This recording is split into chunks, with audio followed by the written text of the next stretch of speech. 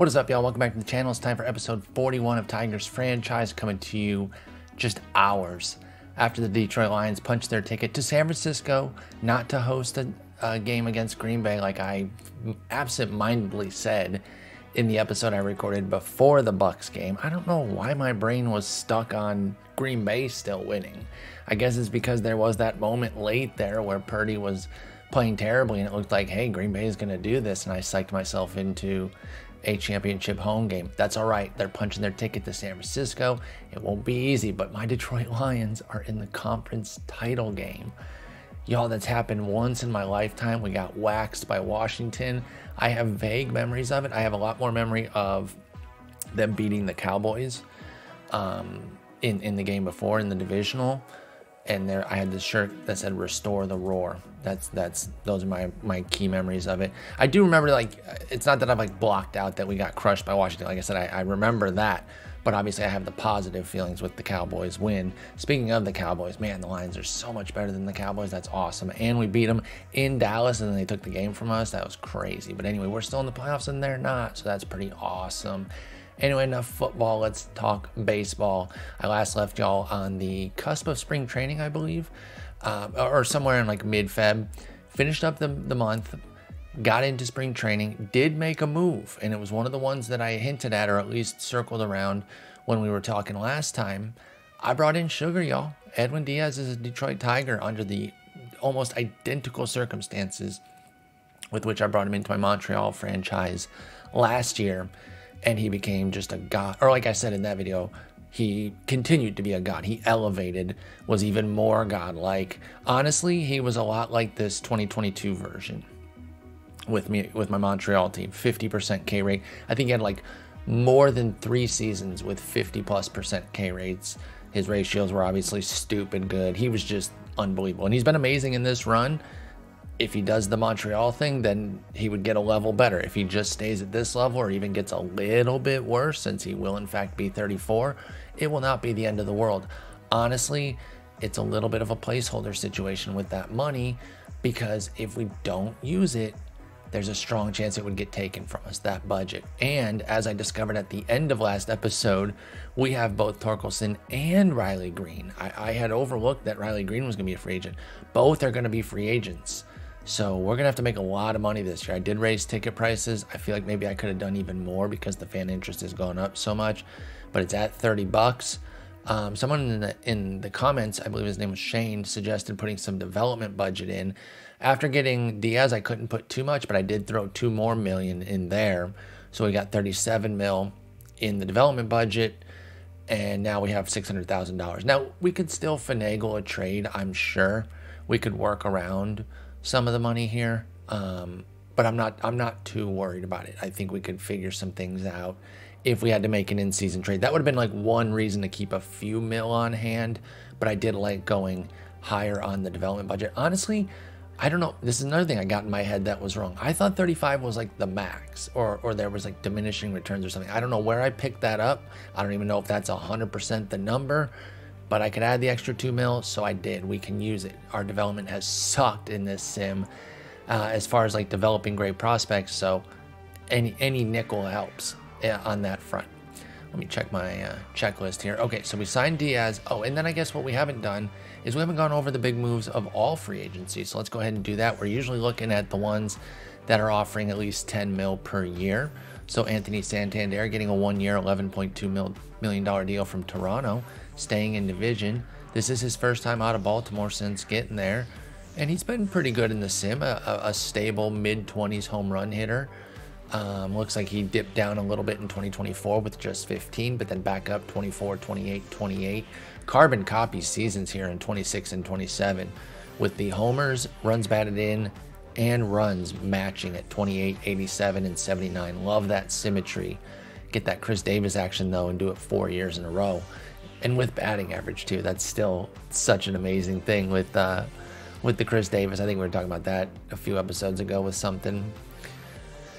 Then it was Shohei Watanabe. We knew he signed with Washington, 15.6 mil per year, 5 years, $78 million. I don't begrudge him that, even though we were offering more on a 1 year. Of course you take a 5-year deal when you're age 31. Like, I hats off to you. I'll drive you to Washington to sign it, right? Like in terms of no hard feelings whatsoever. It's not over 10 mil, but 2 years, 7.8 mil per for Bailey Ober. I kind of just want to check in on him. He's a favorite pitcher of mine in real life. It's unfortunate that he pitches for Minnesota. Not that the Tigers are really threatening just yet, so I don't want to get too hard into rivalries or whatever. So I don't mind rooting for players that are on, even when the Tigers are good. Like, I'm not going to pretend I didn't love Grady Sizemore at the same time I love Curtis Granderson. They were just both amazing players. But anyway, I think Bailey Ober's a badass pitcher, and we'll see if he continues to develop. He's been hit and miss in this universe, mostly due to the home runs, which could be the same fate that befalls him in real life. He does have a bit of a home run issue, but if he can turn the really great control into better command, which is, spotting the ball where you want and avoiding some of those homers, I think he is a monster waiting to happen, and could join, be on Pablo Lopez's level to where they're working with two aces at that point.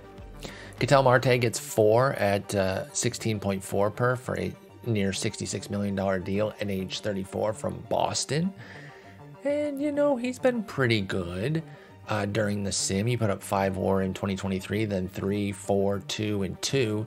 So just 2 WAR each of the last 2 years for 16.4. That works. He does have to stay at that level, though, and he's going to be 34, so it does put a little bit of a burden on it. But at least it's 16.4 for all 4 of the years. It doesn't go up or anything. So that's an okay deal. It's it's full market rate, but I don't think it's vile. It's a little older than what I'd be wanting to sign a 4-year deal to, excuse me. But sometimes you got to pay to get the deep track record, guys. Logan Gilbert gets a 6-year, $147.6 million deal, 24.6 per. And he is a control artist, and he's just moving teams within the division to the Angels. He's been with the M's this whole time. He's been a really, really nice pitcher, and he's going to hope to continue to do that now in LA with a big deal on hand.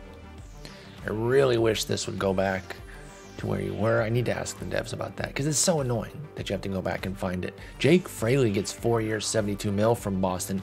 I love Jake Fraley.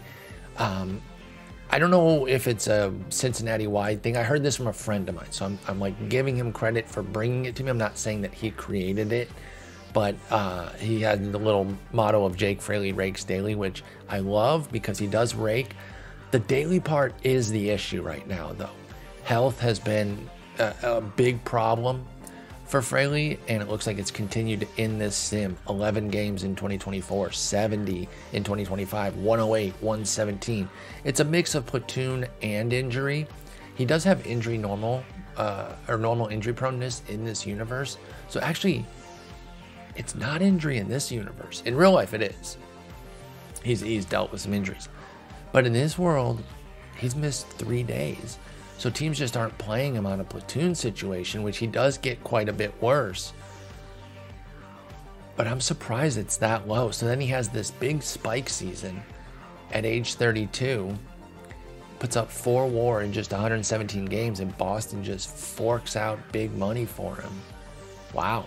18 mil per. Like, that's not nothing for a 30-year-old. 32 in this case. They're going to be age 33 season, because he's 32 years and 309 days. Pair that with the Marte deal, now it's like, okay, I don't know about both of those. Either or situation, sure, but both? Ooh, that's a little dicey for me. A little rich for my blood, I'll say that.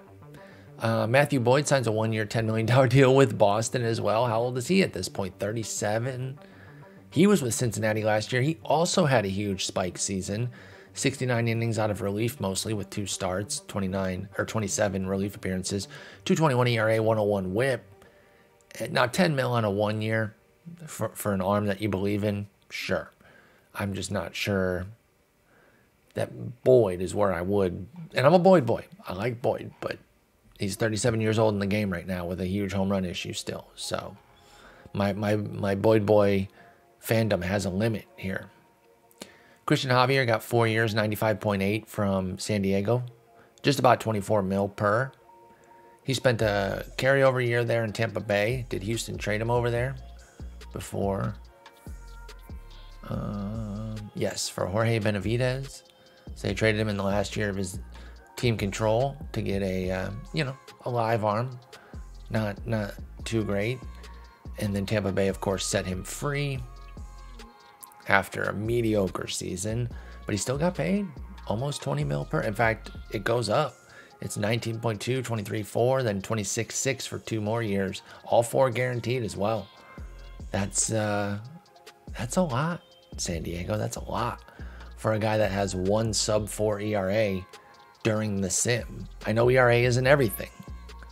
It's a shorthand that you look at. Trust me, I'm looking at the other numbers too. Usually if I'm going to use a shorthand like that, I've got the whole picture so that if it is challenged, you can't just look at ERA. Okay, I'm looking at the FIPS as well. I'm looking at the strikeouts minus walks, etc., etc. The whip will get you there too, usually. Like if you've got a great whip and a mid-4s ERA, you can say, maybe they can improve upon that because they don't really put on that many base runners and a lot of them are scoring. Sure. But when you're running up a 148, 133, 142, yeah, your ERA is probably going to be in the 4s. That's really all there is to it. Jung-Hoo Lee got the 8-year, $172 million deal from Colorado. Very excited to see how this turns out. Didn't we put him on? No, that was somebody else, but I'm going to add him to the default as well. So, it was Mameno that we wanted to track. I want to track Jung-Hoo Lee as well. He's coming over with 3 KBO MVPs under his belt. He's led that league in WAR 4 of the last 5 years. The other year, I don't know if he'd have gotten there with 20 more games. That looks about to be what he missed. But he did miss some time, so maybe he was dealing with some injury as well that kind of held him back. He still put up 4 WAR in 122 games, so let's not pretend that like really slowed him down all that much. And you put him in Colorado with this profile, I mean, this could be amazing. Hopefully Colorado doesn't ruin him somehow. They'll find a way, but here's hoping. Let's see, where are we? There's Jung-Hoo Lee. Okay, then Mameno, not Mameno. Sorry. And I'm not even sure if it's Neno at the end there, because the tilde isn't there, but I don't think the game shows tildes. At least not here. Yeah, or here. So like Acuña's doesn't have one. So I'm going with Neno. But either way, he signs. What did he get again? He got 14.6 per for 3 years. Fair deal. Still wish I'd have made a move on this one. I'm kind of regretting this. I don't know if we had seen the scouting in the last episode or not, but the current contact and current power both went up. And so, I mean, he looks really good. We didn't need a corner outfielder or a DH, but with this talent at 14 mil per year, I think you got to kind of make it work. But I had my attention on other areas financially. And so, I don't need to snap up every great international guy that comes over for us. They should kind of be spread around the league. I do like to use that as an avenue, though. I'm not afraid to dip into that market and get those fictional players coming over.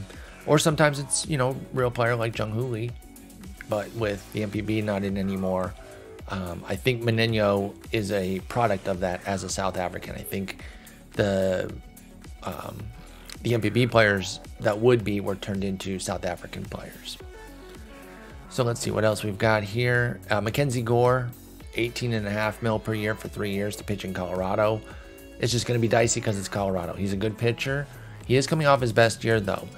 He's actually been one of these guys that you probably would be looking at like, man, what if? Can he really get to another level if he gets to the right team? Does that have it? He's pitching innings for Washington and Arizona, but it wasn't until this past year that it finally came together, and his believers were probably like, see, I told y'all. It just took 5 years, which, hey, sometimes it does. And by then, maybe you've jumped off the train or whatever if you've been propping up a guy in fantasy, and then he finally comes along. It's like, well, I stopped buying him after the 4th year of a mid to high 4s ERA. But either way, being in Colorado, that's going to be tough. We'll see if it works for Gore. And then anybody else that matters? I mean, our Edwin Diaz signing is right there. I don't see any other double-digit ones after Gore or Diaz. And then we got Eduardo signed 1 year, 10 mil in Houston. That's a pretty solid deal. If we needed an arm, I could have done that. And then India signed at the beginning of March. Sorry, I got like a eyelash on my glasses. And I think they trolled us. 6.9 mil. Come on. I'm an immature loser who would definitely offer players 6.9 mil. I didn't know he would take that low. He was asking me much higher than that. I would have gladly given him 6.9. I'm a little bit bummed on this one. He never came back around. And I mean, I didn't check in either. You know, you can't pull that whole, well, they never called me. Well, you didn't call either. Yeah, but they didn't call me. You know, it's like, you got to wear your part of it too. I didn't go circle back around. I was kind of hoping to get that, hey, can we pick up negotiations again? Email. And it kind of slipped my mind when I didn't, until I got the email that he had signed because he was on a short list. So that's a solid signing by them. Now let's go over spring training and then get into the season. So first thing, before we started spring, I realized that CJ Weens was not in a good mood. His morale was unhappy. And I think it was because I had him in the rotation. His expectation is as a closer. And I worry that that might impact him. So I did give him one start in spring just because I wanted to get a little taste. I know that's not enough to do anything. Even a full spring really wouldn't have been. But I was like, you got to get one start. It did go well. And it makes me want to use him there. But he doesn't seem to be that interested in it. He struck out 8 of the 16 batters he faced in 4 innings of 1-run ball. He gave up a solo shot. So that's okay, though. Weens and Diaz are going to kind of be co-closers. Actually, no, Weens is going to be a full-on stopper. He's got 45 stamina. He will be actually our second man up for pitching, though. Because I think I was forgetting Jackson Jobe when I was talking about our pitching depth because he was listed as a reliever. We got Jackson Jobe here, who has a 200-inning season for us that was excellent. Wonderful in 2025. Perfectly solid last year for 161 innings. I mean, he is still a damn fine pitcher. And that gives us 6 right there that we're comfortable with. I got Weens. Then we got Shambuco, Miguel Guerrero, Wilmer Flores. But something did happen. Reese Olson's back from injury. We got the scouting rep back, and one thing changed. He is a full-on reliever now. He went from 45 to 30. I've seen this happen before after an injury. It makes total sense. I think it's actually a pretty good mechanic, how they make it. You know, it's like, if we take away your stamina, you got to be a reliever at this point, and that happens a lot with pitchers who get hurt with big injuries. So as much of a bummer as it is very logical, tracks, you know, historically, and so it happens. We will deal. We will deal. And if anything, right now with our starting depth, I'm not saying that we wouldn't like having him available to us, but it certainly doesn't sting when we've got some depth behind, you know, behind our top 5 there that we don't really need Reese Olson to be right on the cusp of starting. So he'll go into the bullpen as a 55, 55, 45. Not bad. Not bad. I think he can put up some nice innings here. Let's see what else happened. So if you look at the spring numbers here, we're still 3 heavy. We got 16 pitchers here. I think first things first. I already got into the Edwin Diaz signing, but I want to talk a little bit behind like why I did it. So obviously, I've been talking about the money and how I don't want that money to go to waste. But one of the biggest things I realized was like, hey, this team is not perfect. You know, just flat out, it's not perfect or anywhere close to. So we can take more talent. So this isn't just a luxury item.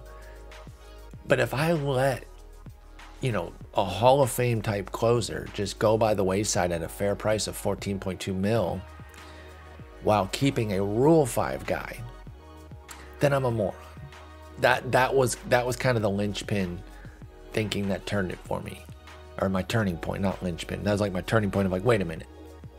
If it comes down to like, we've got 13 pitchers, just get rid of Zephyrzhan and bring, you know, and have Diaz. So we're a couple other heavy beyond that, but first things first, we will return Zephyrzhan. It's a decent arm. It was cool to take from the White Sox. He had an excellent spring, but I just don't really see how we're getting there. I guess let's figure out the other 2 and see if there's a third, but y'all, this is going to be tough Because what are we going to do with these guys? I might actually waive Olsen and see if somebody takes a gamble on him. I mean, they probably will.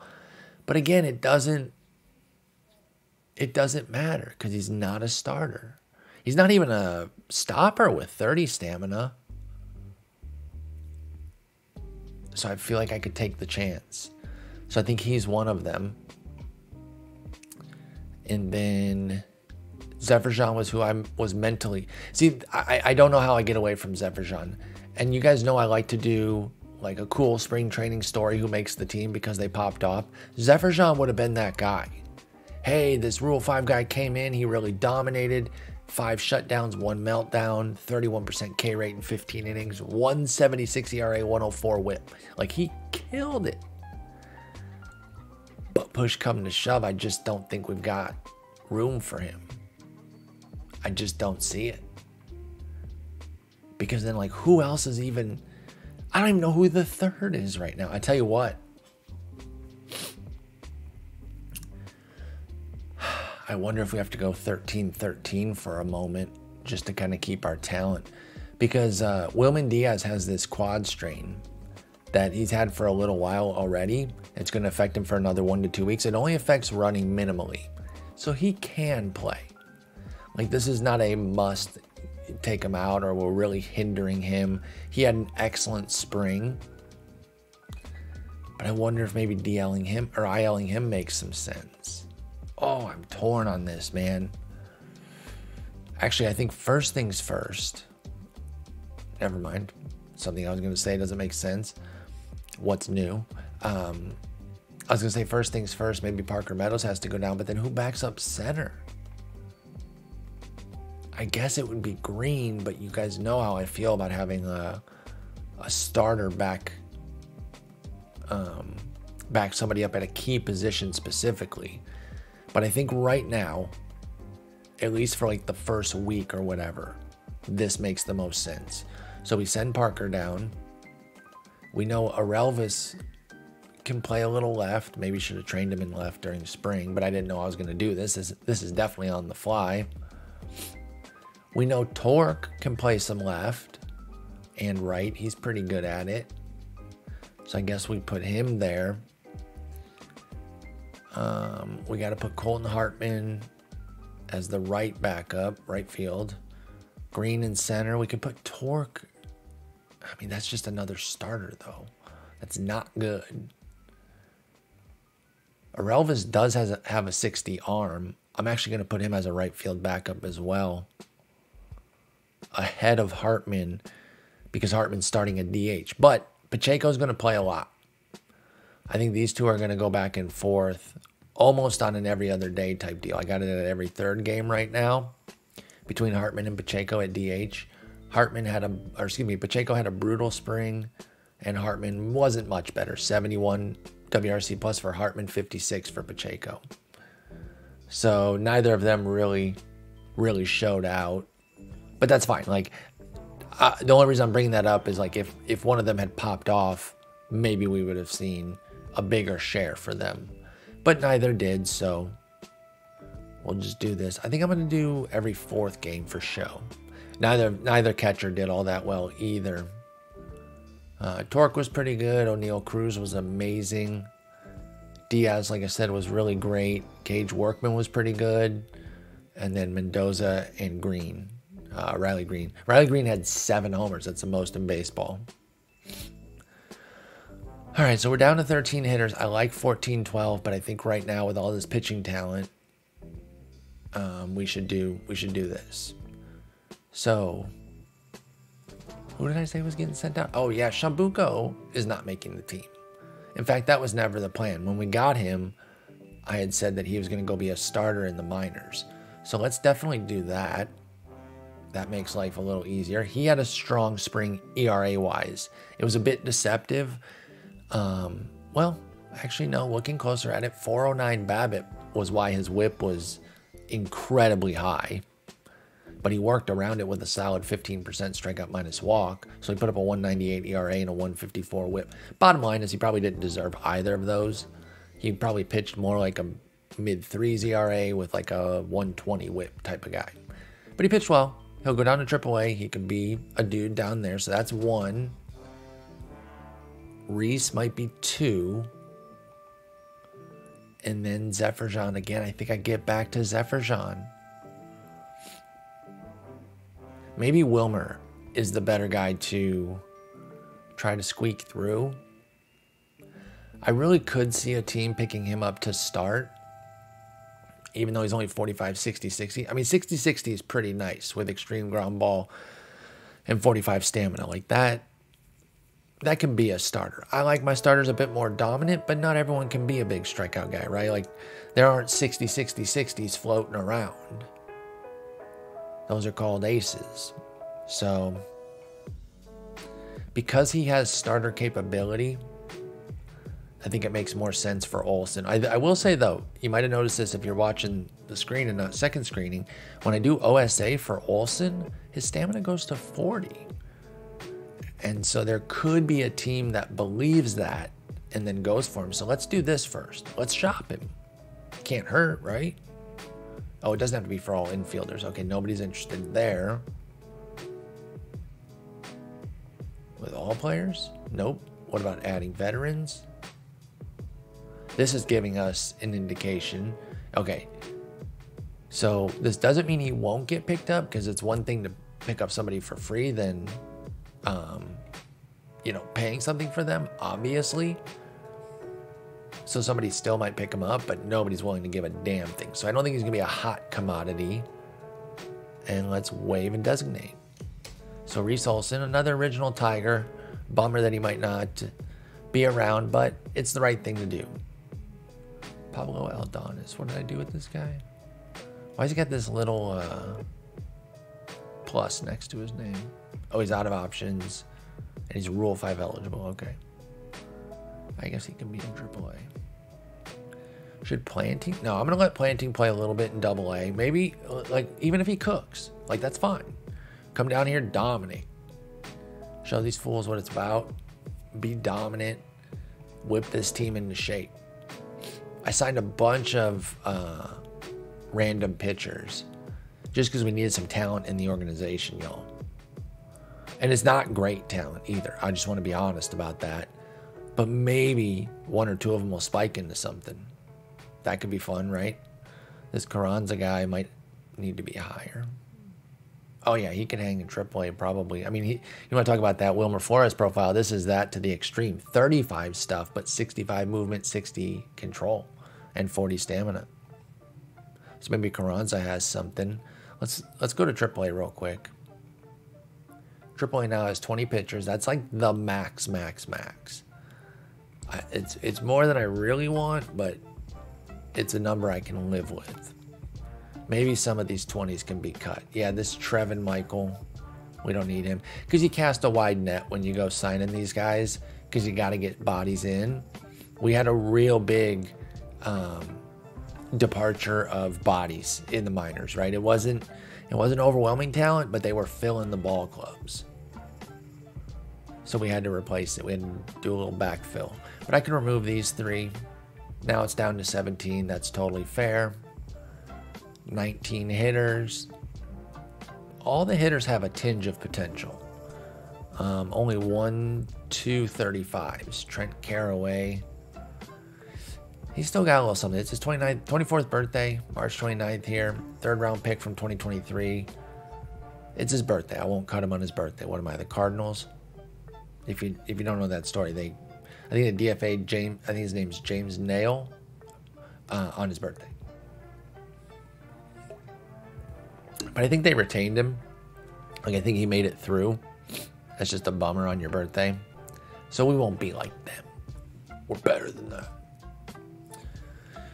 Okay, and then AA has 16 pitchers. That's cool because they were skimping. 19 hitters. Let's do AAA relative rankings here, or ratings rather. See if there's anybody that really... Oh man, Homer Bush Jr. Really liked Homer Bush. Wishing the best for his son. But I think this is where he's going to fizzle out with us.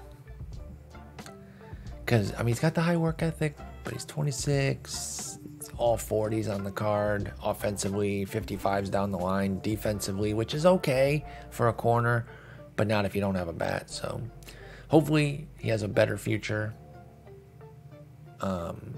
In real life, we signed him as a minor league free agent back on July 13th. That had to have been an auto thing because I don't remember bringing him in.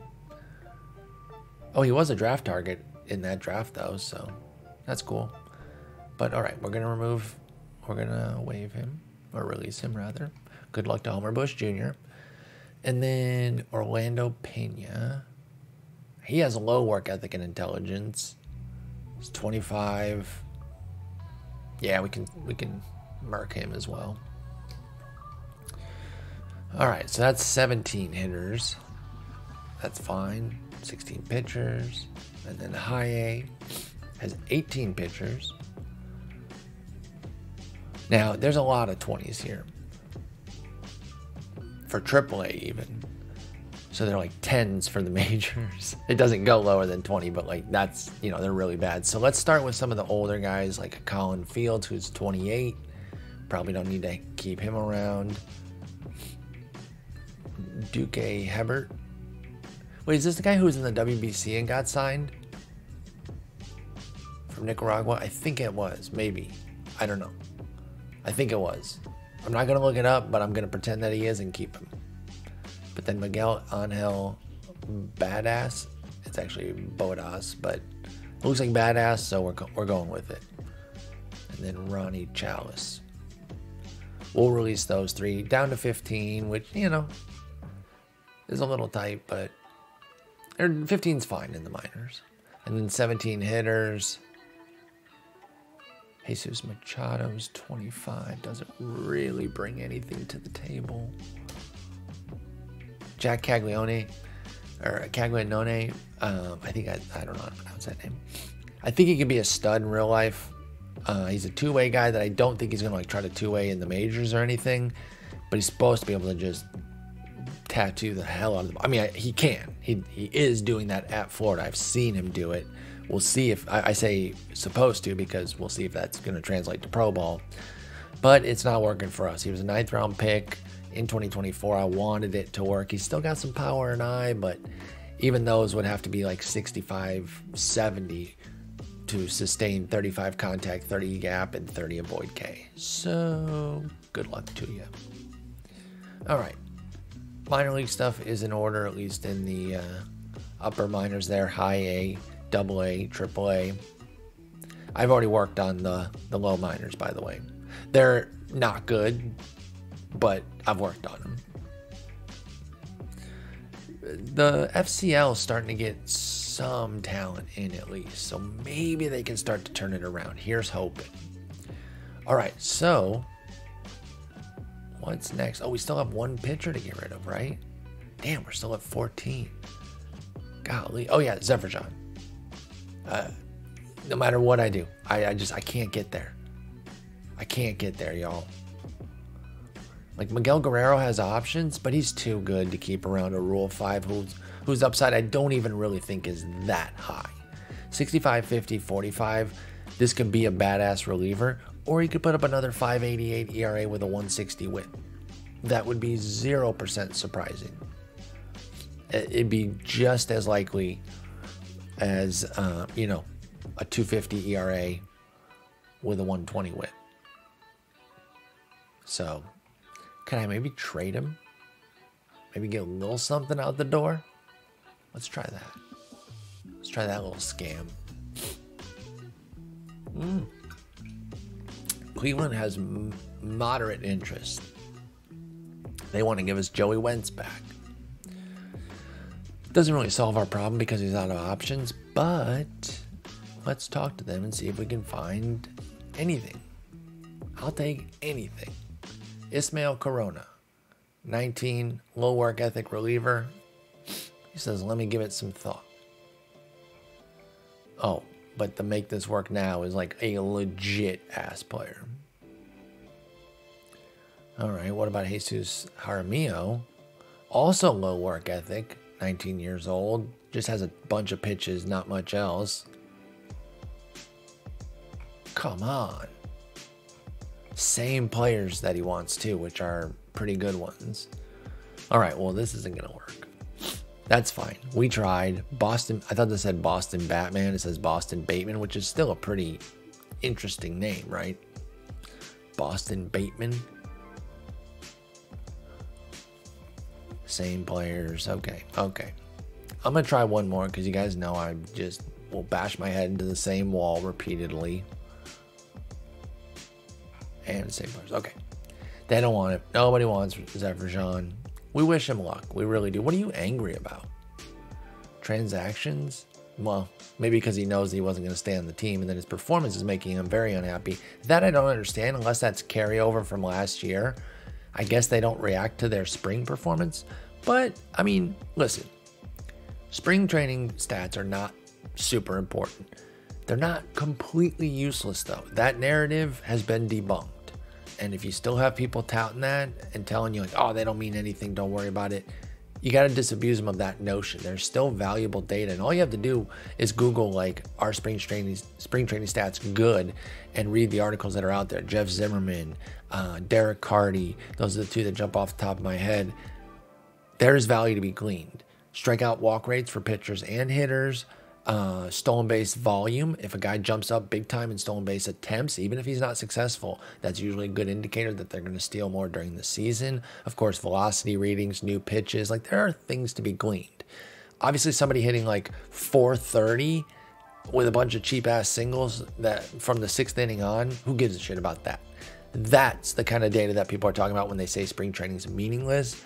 But it blew up into this, don't take anything from it, don't even pay attention to it, and that's too far. But anyway, in this instance, a nice 176 ERA and 104 whip, they're not meaningless, but they don't mean enough to keep Zephyr on the team. Good luck back with Chicago. Actually, I do want to follow him. Let's put him on the default list as well. Or you know what? For a brief moment, he was a top prospect for, well, no, he's 30. He was never a top prospect. Never mind. We'll leave it on the default. Okay. So now we're at 13-13, right? We've got our team. We'll go over it here in just a second. First off, let's check the preseason predictions. This is the first set before, I think there'll be a new one on opening day here in just a second. These are taking a while to generate, geez. And they have us third behind the White Sox even. 82 and 80. Okay. Okay. The disrespect is palpable. Okay. No, that's fine. That's fine. I'm not pissed. Paul Skeens did make the top pitchers. But that's it. Okay, sure. No, that's fine. I'm not mad. I'm not mad. Menino makes the top 10 hitters in the National League. I might regret him. I really might. Sometimes you just put talent on your team, right? And figure it out. Damn, I don't know. I had other priorities. We did not. Just because you don't need them doesn't mean you shouldn't get them. I do agree with that. But corner outfield, who can't really play the outfield, just wasn't a big need. He tells himself as he copes. Okay. Opening day is tomorrow. Oh, we got the Twins to open the year. How cute is that? That'll be fun. All right, let's meet this ball club here. So, Patrick Bailey's going to get the starting nod against righties. While we're talking through my regrets, I'm regretting the Jonah Heim thing a little bit. I got to admit. As another switch hitter, it's a real-life favorite of mine. We were trying to get him. We wouldn't have Diaz, though. It would have basically spent the money. But they got 100% of it covered, so maybe not. Did he do anything in spring? Let's see. Just so I can feel worse if he hit like 550 out of nowhere. Even though I literally just said don't get hung up on spring training batting averages. All right, he was terrible. So, dodged a bullet there. There's no way he would have been good during the season. You're right. All right, so Patrick Bailey's our starter. I just dumped on our starter like an asshole. My bad. Jinsong Shui. I'm not entirely sure. If anybody knows 100% correct one, please let me know. He's the backup. He's supposed to be the bat first guy, and so far, we got a 61 WRC plus and 200 plate appearances. So I'm going to need the bat to pick up. He is starting against lefties. So we are going with that. Then over at first, of course, it's last year of his deal, Spencer Torkelson. 70 gap, 65 homer, 60 I. That is the foundation of his excellent profile, coming off back-to-back 4-win seasons. He led the league in homers back in 2026, dropped down from 46 to 22. And while he did miss, almost 150 plate appearances between the two seasons, that would not have covered the 24 homer cap. He is still a stud, though, and we expect big things from him. Brooks Lee, his second year with us, coming off a solid 3-win campaign. We are expecting more of the same. He looks like just a steady contributor, really strong over there at second base, quality bat. Third base against righties is O'Neal Cruz. He is going to be platooned. He had the breakout year in 2026, excuse me. I don't know why I said 2020. And then fell off pretty hard in 2027. Dropped 34 points off of his WRC plus. That's a really big fall. Now only lost 5 homers from 24 to 19. Obviously the runs and ribbies were down because the triple slash production was, but I like that his power was still right there in line. The BABIP did drop, but 296 should not crater your line. And yet he dropped 36 points of batting average, 29 points of OBP, and almost 100 points, 97 points of slug from O'Neal Cruz. So we'll see if he can bounce back. Here's hoping. But Pacheco's breathing down his neck. He can play a little 30. He's got a 60 arm. Not much range, but he's got the arm over there. He's not going to play every second game. This was for spring. But he's going to get in there. Gage Workman's obviously not going to play every third. And let's see. Pacheco is going to play every third at DH, though. We'll get to that in a moment. Wilman Diaz, like I said, he does have this injury, but it's 1 to 2 weeks, minimal running. I'm not too worried about it. He is on the high scouting, so he could use a rescout. Maybe that'll bring some positivity. I don't know. He's got that extra 5 gap, I, and avoid K. Maybe if 1 or 2 of those comes through, that'd be pretty hot. We got Evan Carter in left, coming off a 5-win breakout campaign. Sergio Mendoza in center. Now, he pulled an O'Neal Cruz almost exactly from 120 to 75 WRC plus. Big fall off. Also maintained the power.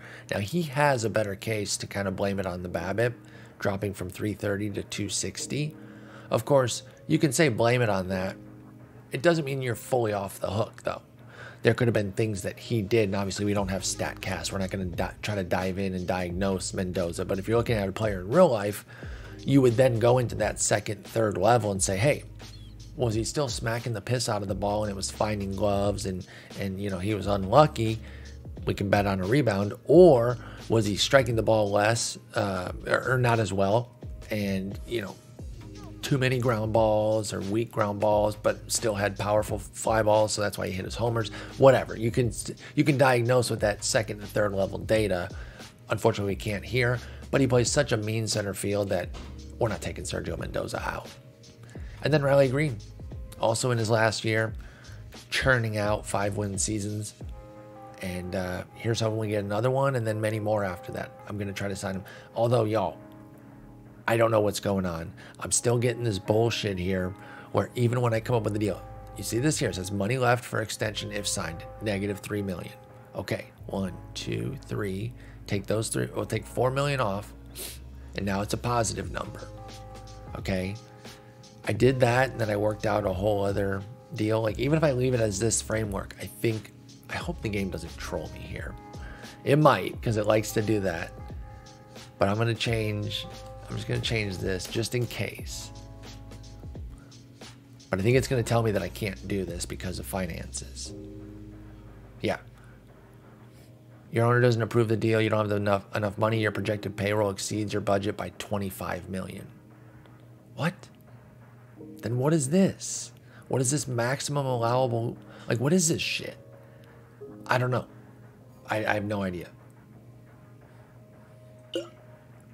So that's why I said we got to make money this year. And so I raised tickets. I kind of wish I had raised them more, but we got to make money. I think it does open up again once the season gets going, and maybe we will raise them if we are performing well. All right, let's get into the. Oh wait, I didn't do the pitching. I'm sorry. The backups, you guys know, are Pacheco, Show, Irrelvis, and Gage Workman. Gage is here for his defense. His glove is what's going to keep him. He can back up second and short. In fact, I'm going to let him get in every fourth right now, just while Diaz is dealing with this little injury. Just a little bit right now. I'll even let him get defensively replaced just until he gets right there. We're going to kind of baby him here early on just for the sake of our guy. All right, here, and then against lefties, we need to... We could put O'Neill as the backup right fielder because he doesn't start against them. And then we got Gage behind second, third, and short. Hartman and Cruz. And then in the middle, it's going to have to be Green, which we don't love. We'll get Parker Mendoza back up here as soon as possible. I mean, I don't want to, like, I'm not rooting for an injury or anything. Let's be clear. But if something happens, that chip will, or that domino will, be the one that starts the chain of getting us back to 14-12. I think against lefties, Hartman should be the starting DH. They're both left-handed, so that's unfortunate. They're not a perfect platoon or anything, but Hartman's quite a bit better against lefties. All right, so Minnesota, let's see what their rotation looks like. It's right, left, right. So we do have to get our lefty lineup in order. I think we'll go Green, Lee, Carter. I know that's two lefties in the top three, but they're two of our three best players, with Torkelson being the other one. Sometimes you just got to eat it. Right? You can't hide your lefties against lefties if they're some of your best players. I'm not too worried about it. It'll be Carter, Torque, Green, Lee, Hartman, Diaz, Mendoza, Bailey, Cruz. Now, I wonder... I don't remember where we batted Torque last year. If he batted 2... Well, actually, his time off does cover some of the gap, but not all of the power gap. But if I batted him 2... This is a dumb speculation, but does the game change their approach a bit? Do they play a bit differently where they're going for line drives and shit, not so much for the power as if they would if they're batting 3, 4, 5? I don't know. I like to have them 2 though because you get more plate appearances. I want our best guys to get the most plate appearances, but we'll go with a more traditional setup. We'll go Carter, Lee, Green, Torque. Because I don't know, I don't need mega power in the 4 spot, the cleanup spot. I know you maybe should because, the way it functions, it makes some sense. But having a good capable hitter there is fine by me, even if it's somebody like Brooks Lee. But we'll put him at 2, as more traditional 2, Green 3, Torque 4, then Hartman, Wilman Diaz, Sergio Mendoza, Bailey, and then Cruz. Actually, we could go...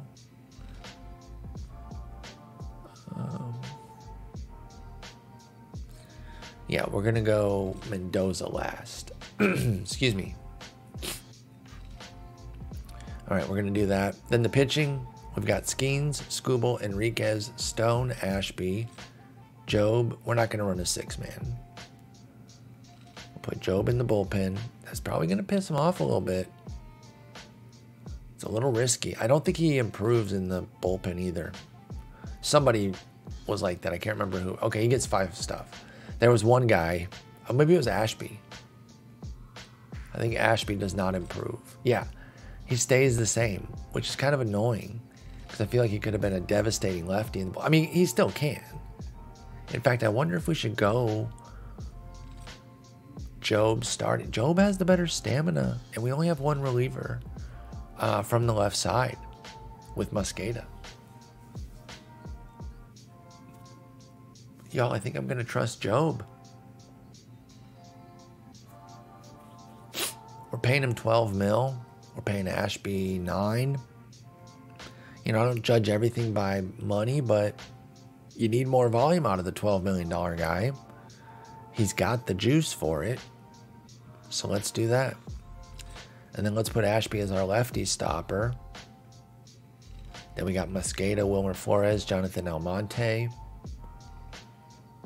Miguel Guerrero. Dude, Miguel Guerrero, he could be nasty.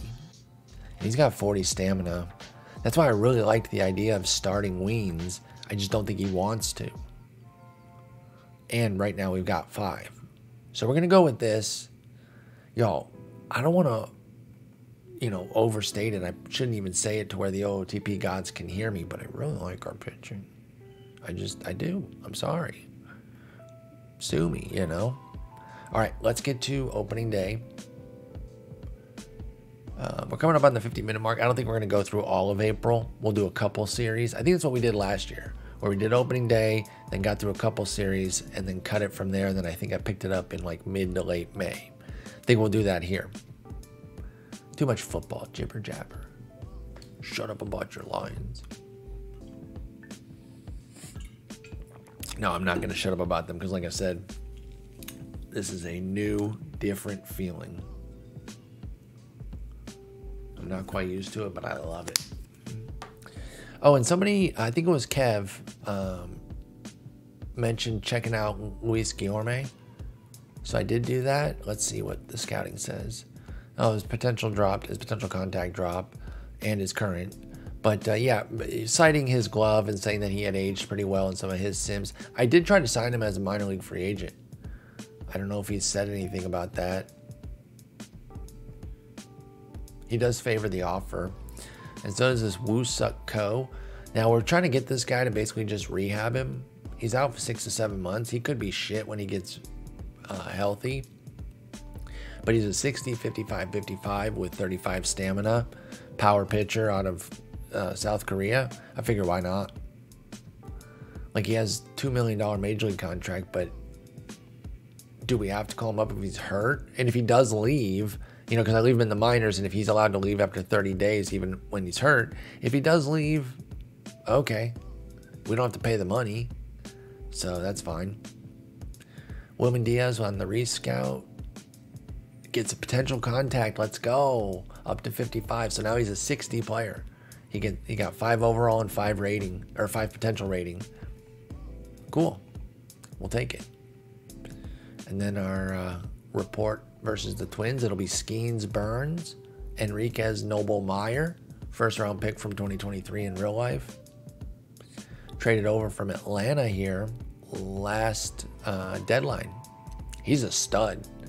What'd they give up for him? Justin Lambkin and Frank Lerma. Oh, they hosed him, y'all. They absolutely cooked those Braves.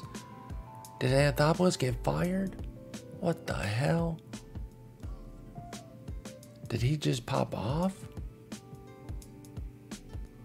Okay, he got a little bit better. He got some stuff and stamina since getting here, but no, I mean, he was already good. What the hell was Atlanta thinking? Idiots. And then the last matchup is Stone v. Whitlock. Top 100 prospects. We got one. Barella's number 3. See, I told you, I just went big with it. And we got the number 3 prospect in baseball. Sweet. Let's get that scouting to very high. That's our only one, but hey, we got one. That's going to move us way too high, too. It's so tilted to the top guys that now all of a sudden we're the 11th system. Let's not overreact to that. Shigoya did move up to 91st. I think we're still a bottom 10 system. One guy does not fundamentally change it. It helps. I'm very excited. It's a great pickup. But no, we are not done. We still have a lot to do. But we'll take it. We got number 3 and we got the flashy, the flashy prospect ranking. Do we have any owner goals related to that? Acquire an all-star, Edwin Diaz, although we have till 2031 to do that. Win a championship, this season. Okay. Build a top 6 minor league system by 2032. Okay, we could do that. That's fine. That's 4 years. Improve your international amateur fines by 2030. Okay. And build a team that can bring a championship home by 2031. Okay. These are all viable. Like, it's fair. Let's check waivers real quick. See if anybody badass got waived. And they definitely did, but we don't have any room for them. So why do I tease myself with this window shopping? This Evan Sweeting guy. He's out of options too. If somebody has options, maybe I'll scoop him and throw him in the minors, but dang, I wanted this guy. What are they waiving him for though? 259 ERA, 109 whip in 31 innings last year. Like, they don't have room for this guy? San Diego's this good? Really? Freddie Tarnock? Gotta stick around? Sure. Hunter Harvey's old ass? Come on. Thomas Zapucki? No shade, but like, you're not better than this guy.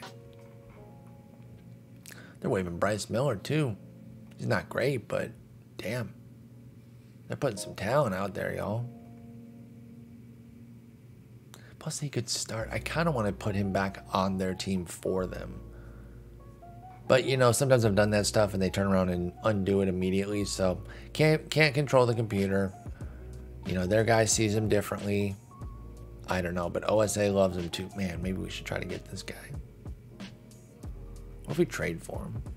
That won't really help us. Do I dare claim him and then create another headache for myself? Is he a right-hander? He is, okay. If he was a left-hander, I think I would have definitely done it. I still might.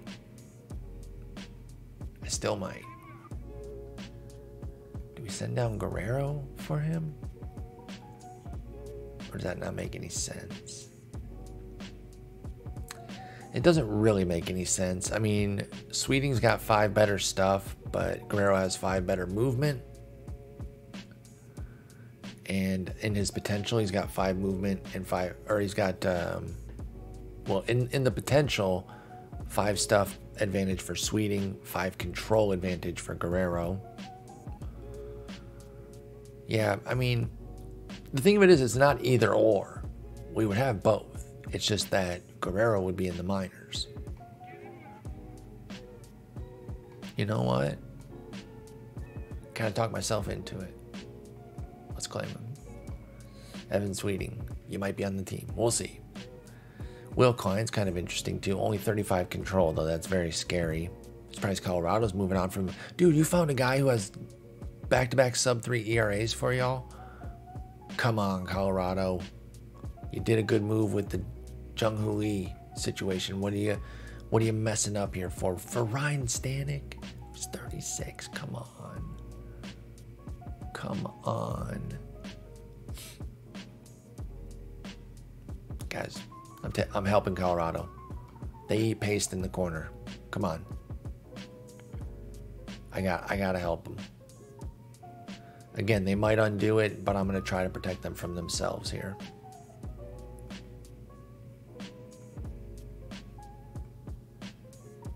Wait, can I not undo this? Maybe I can't even do it. If I can't, oh well.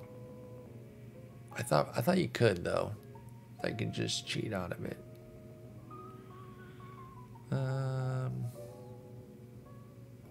Cleared it. There you go. You can click the cleared revocable waivers or irrevocable waivers. I don't know, whatever I did. And again, we'll see. They might not keep him, but come on, Colorado, don't be stupid. And then there's some other good guys here, but we're not going to try to work any more of them in.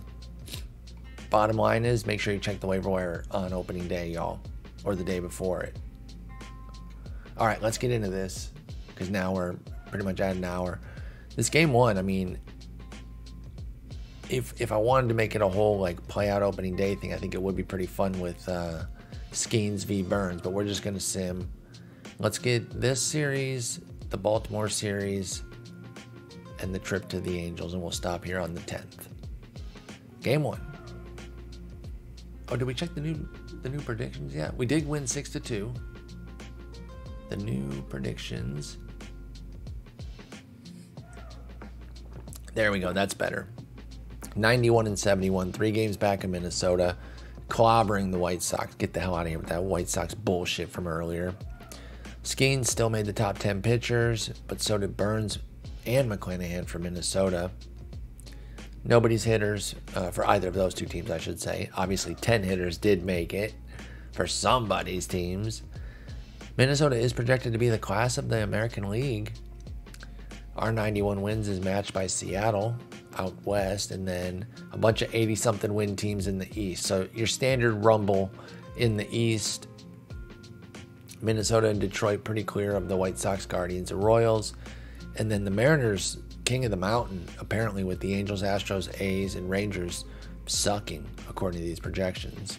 In the National League, you got the Mets at 86 wins, the Nats behind them at 82, and then a bunch of mid to high 70s win clubs. The 90-win Reds are the class of the NL, according to these, with an 86-win Cubbies team, 82 wins for the Pirates and Cardinals. So the Central looks like it could be a little scrap.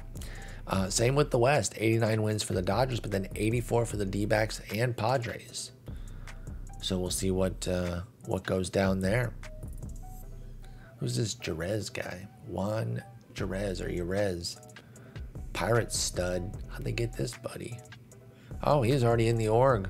2018 international free agent, TCR at his way to greatness. TCR stands for talent, change, randomness. Basically, it's just like a Jose Bautista type development. Somebody that just completely flips on a dime and becomes a stud with some changes. And then, you know, the beauty of this game and when we're playing it out is we can kind of create a story around that. They went to Driveline, or they got back with an old college coach that taught them this, that, and the other, or their dad helped them rework their swing, or their mom, you know, taught them how to stop tipping pitches, whatever. It's always fun to do cool shit like that. All right, well, we got a game 1 win. Let's go check that box score.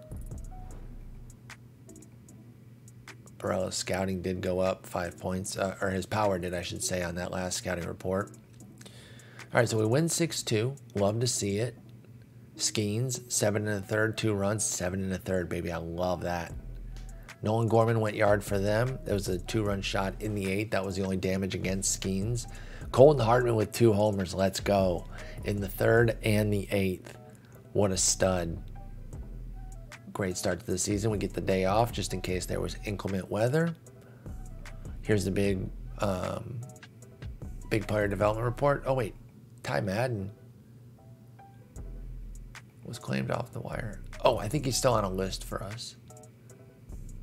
A default list. He should be on the former. That's, you know what? When we got rid of him, I didn't have a former top prospects list. He wasn't on our team anymore. He was waived by Houston. Remember, he was in the big Watanabe, Gavin Stone deal. It's no longer the Dury Carrasco deal.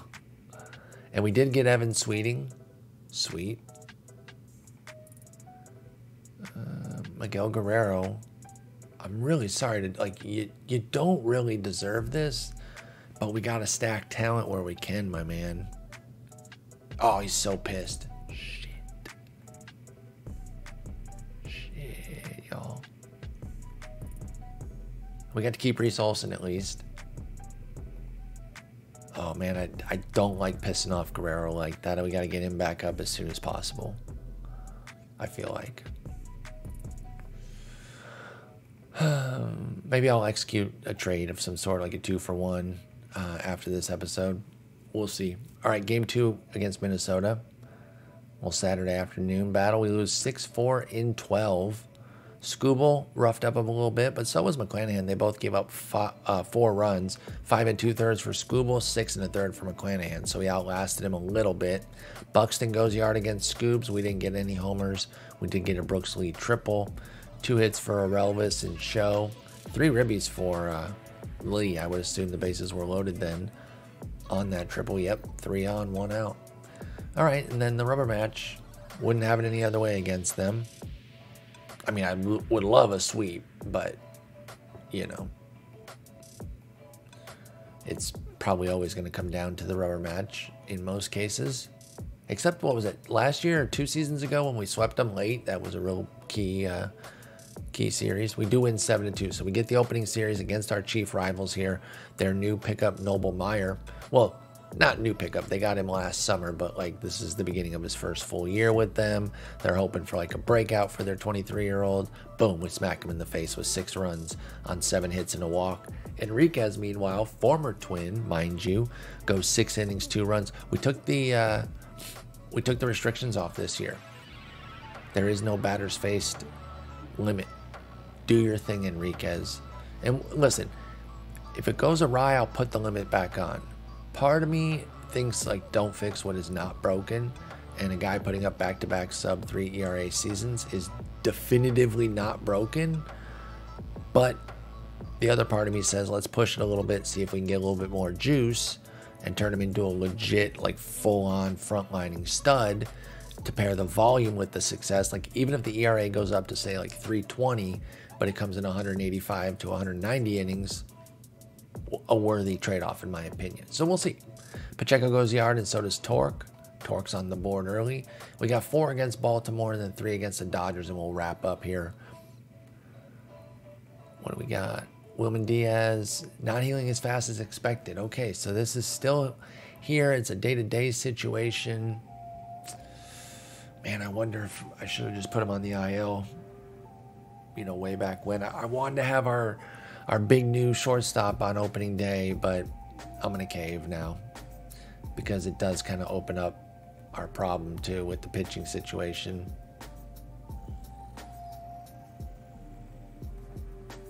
Actually, no, it doesn't. We'd have to put a pitcher down to bring back Guerrero. I'm a moron. We can't go 12-14. It does bring Meadows back up, so it helps that outfield situation. So it did help one situation, but just not the one I said. I was partially correct. So now Meadows can back up center, and we don't have to have Riley Green doing that, which I'm just not comfortable with. Gage Workman's going to be the starting shortstop right now, which I'm also not comfortable with, I might add. But, you know, them's the breaks. Put him there. We will bat him last. And we'll see how that goes. And we don't have a backup shortstop right now outside of Lee or Cruz. Cruz being a very bad backup shortstop, but better than nothing. And against lefties, he'll be the chief backup because he's not starting. So we'll go with that for right now. We'll keep an eye on these pitchers here. I still want to get Miguel Guerrero back up ASAP. Are they starting him at least? No, they're letting him close. Hopefully he's cool with that at least. No, he's still very unhappy. Wait, does he want to start? Maybe if I put him in the rotation. Let's do that. Let's start him. I also wanted to start this Christopher Troy guy just to see. But maybe 35-35 is too crappy. Oh, yeah. He drops them. Oh, I didn't even look at the player development report. I'm so sorry. I'm such a scatterbrain sometimes, y'all. So I keep my checklists, but I totally got distracted on something here. So Teodo gets some control. Stone gets some movement. A little potential control for Paul Skeens. That's nice. Movement goes down for Jackson Jobe. Movement goes up for Enriquez. I'm not going to cite every little one. Sorry. That's annoying. A little contact dip for Torque. Ooh, contact and power dip for Pacheco. That's a bummer. Aurelvis, though, goes up. Okay. That rounds him into form a little bit more. I like that. Instead of just being that straight-up power guy, he adds a little bit of eye, a little bit of contact. We like that. O'Neal Cruz adds some contact and eye as well. That's big for both those guys. Wilman did get that contact. We had already seen that. There's the Troy dip. Yeah, that's huge. Shambuko loses stuff, but his potential and overall go up.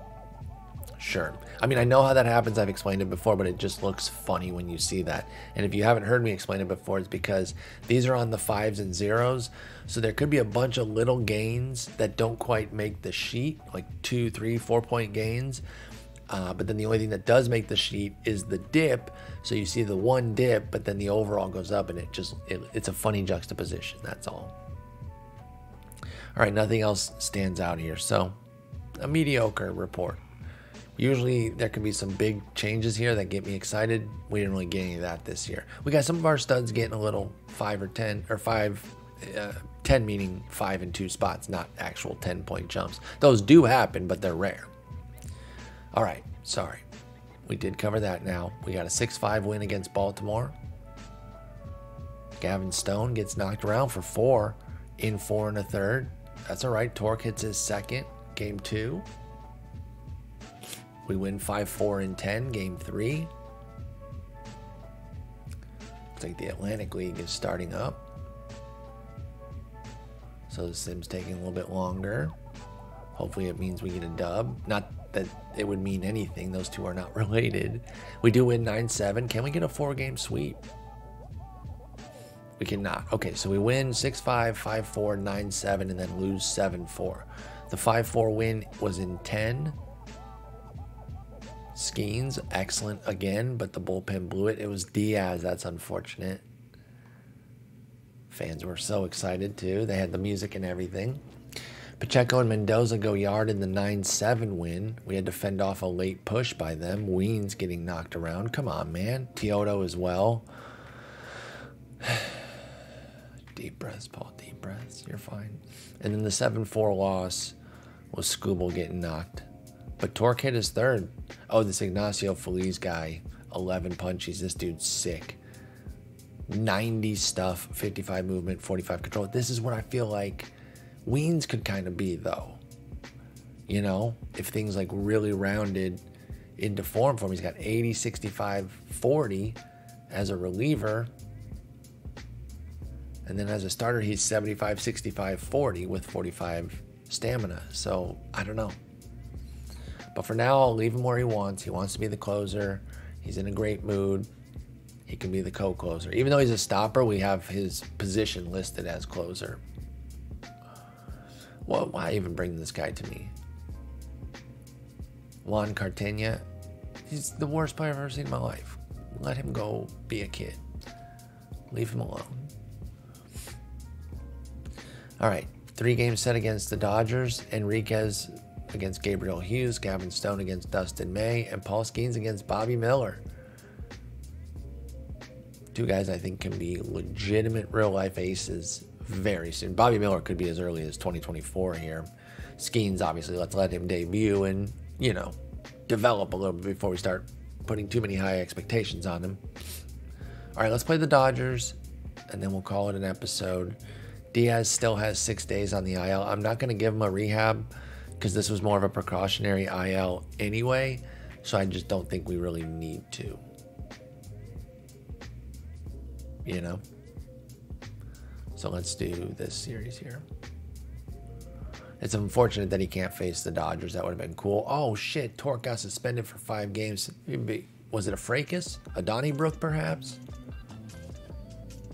Uh-oh. I thought the game was crashing there. Oh, shit. It was a fracas, y'all. Bro, if you're getting into fracases, or is it fracai? If you're getting into fracai, that's F-R-A-C-A-I-I. If you're getting into fracai, you better check yourself. Your life is out of control. But it was against Abner Uribe, our former player, which is fueling speculation that they hated each other when he was here. Just saying. But I am bummed that Wilman Diaz didn't get to face his old team here because I doubt we play them again. You know, you're not going to play the NL West a ton. We did win 13-7, and Torque did go yard, so he probably thought he was getting thrown at for going yard earlier, his 4th of the year. He pimped it. He's feeling himself now. He's really coming to his own. So, yeah, he did. He pimped it. All right, let's put him on the restricted list. Let's go get a bat. Let's see here. Just call up Nate Clough, I guess. He's on the 40. I mean, we're just looking for somebody who's who's on the 40 and can maybe play the position a little bit. Like, he doesn't have to start. It'll be Pacheco and Relvis. Chloe can play some first. He's not a great hitter. He doesn't really have a platoon split either, despite being a right-hander. I thought maybe he would be well-suited against lefties. That said, I will give him the start against lefties, but he's not going to be batting fourth. And then neither is Pacheco. All right, well, it's only 5 games. It's fine. And then we'll get Diaz back right around the same time. So right here around the middle of the month, we should be whole once again. Right there around that off day on the 13th. All right, my voice is going after 2 episodes today, so. Coming down the home stretch with these last 2 games. A 6-5 loss in 10, and please be a win. Please be a win. And 12-6 win. Okay, so we win 13-7. We lose 6-5 in 10, like I mentioned. Evan Carter went yard his first of the year. Joey Gallo, his third of the year. Mookie Betts and James Outman got their first. Gavin Stone knocked around by his former team, so that's back-to-back 4-run in 4 1/3 outings. Kind of a bummer. But then the 12-6 win gets us a series. Pacheco goes yard twice. Bailey goes yard. Skeens, not great. 7 1/3, 5 runs on 10 hits and a walk, but also had 10 Ks and went 7 1/3 again. I love it. He's gone at least 7 in all 3 starts.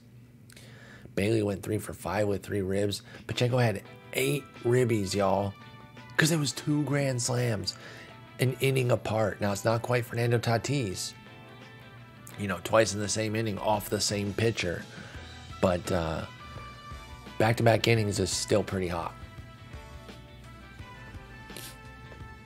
MLB The Show is definitely making a special card out of that for Pacheco. In fact, I probably would do so in OOTP as well.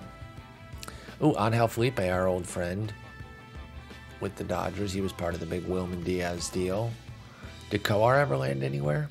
He is a giant for 1.3 mil, so not the 4 that he was getting through ARB. And he's had 7 really strong innings out of the bullpen so far. Abner Uribe, we saw him getting into the fracas. Felipe Bastidas is in their minors. He needs to be shifted to the former top prospects list. And then Juan Ruiz, also in their minors. Also a former top prospect.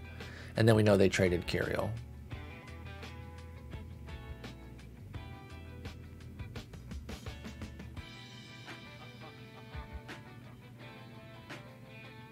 Wait, did I add him to the international? Whoops. Sorry, this is a mess. Like I said, yeah, Kirill out in Washington. 9 games. We're not going to judge shit off of that. I mean, he's a slow-ish start, but who gives a crap? We wish him luck out there. All right, let's cut it here. We are off to a 7-3 start. That's obviously fantastic.